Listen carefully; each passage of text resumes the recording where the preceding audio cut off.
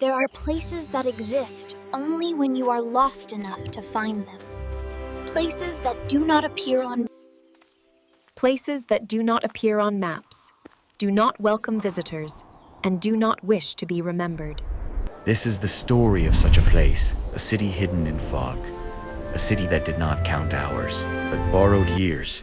Elan had always believed time was simple. Morning followed night, and tomorrow always arrived until the day it didn't.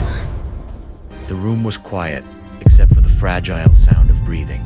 His sister, Mara, lay still on the bed, her skin pale, her chest rising and falling as if each breath were a difficult choice. The healers had done all they could. Their medicines had failed. Their voices had softened with pity. She doesn't have much time, they had said. Time.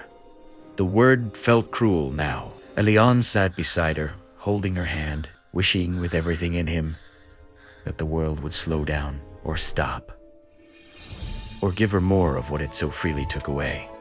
That night, unable to sleep, he walked outside. The air was cold, and the streets were empty. His thoughts were heavy, his heart aching with a fear he could not escape. Then the fog came. It rolled in silently, thick and silver, swallowing the road and the houses and the distant lights. Elan should have turned back. Any sensible person would have, but something in the fog felt different. Not dangerous, not threatening, almost gentle. As he walked forward, shapes began to form within the mistal shadows, rising higher and higher until stone towers emerged like ghosts. And yet, as Elan stared at it, he felt a strange certainty settle in his chest. He was meant to be here. The gates opened without a sound. Beneath them stood a woman in ash-colored robes, her face calm, her eyes deep with knowledge. "You are looking for time," she said softly. Elan swallowed. "My sister is dying." The woman studied him for a long moment, as though reading the years written in his soul. "This is Lumaris," she said, "a city where time may be borrowed, but nothing taken here is ever free." "I'll give anything," Elan replied. "Anything at all." She nodded, as if she had heard those words countless times before. Then enter inside the city. The air felt lighter, as if the weight of urgency did not exist. Lanterns floated gently above the streets, glowing with warm, golden light. People walked without hurry, their faces calm, untouched by the panic that ruled the outside world. Elan noticed something strange. Around every wrist was a small glass dial filled with shimmering silver sand. "What is that?" he asked. "A measure of life," a passerby answered. "Each grain is a year." Elan's breath caught. "And if it runs out," the man smiled faintly. "Then your time is done." In a quiet hall filled with ancient clocks and glowing hourglasses, Elan was given his choice. "How much time do you need?" the woman in ash asked. "Enough to save her," Elan said. She placed a glass dial on his wrist. Silver sand poured in, sparkling like starlight. 20 years, she said. Borrowed.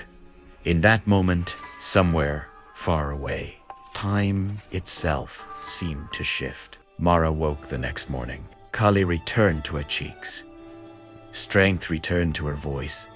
Her eyes opened, bright and full of life, and she smiled when she saw her brother. Elan wept, holding her hand, overwhelmed with relief and gratitude. For the first time in days, hope felt real. But when he looked down at his wrist, he saw the silver sand already moving faster than it should have. Days passed, then weeks. Elan grew tired more easily. His reflection in the mirror looked older, his eyes carrying a weight that had not been there before. "You can earn time back," a city official told him, "by serving Lumaris." The light will guide us. Elan asked. The man hesitated. "You become a collector." Collectors did not steal time. They reminded people when it was owed. Elan walked the streets in a dark cloak, knocking on doors that hid fear and hope behind them. He watched silver sand rise from trembling hands, from tear-filled eyes, from people who had borrowed too much and could not bear to give it back. Each collection refilled his own dial and emptied something inside him. He stopped being surprised by sorrow, stopped questioning the rules, stopped dreaming of a future beyond duty. "You grow numb," another collector once whispered to him. "That is the real cost." Elan did not answer. One night, he followed the path of the silver sand as it flowed through hidden streets and into a towering structure at the heart of the city. Inside, a colossal clock pulsed with stolen years. Its light bathed the chamber in cold brilliance. Around it stood rulers who did not age. In that moment, Elan understood. Lumeris did not protect time. It consumed Italiano. When he confronted the woman at the gate, her calm finally wavered. "Without us," she said, "time would be cruel. Death would be final. And this isn't." She had no answer. Elan returned to Mara. She had learned the truth, and guilt shadowed her once bright eyes. "I never wanted this." "En," she whispered. "I know," Elan said, holding her close.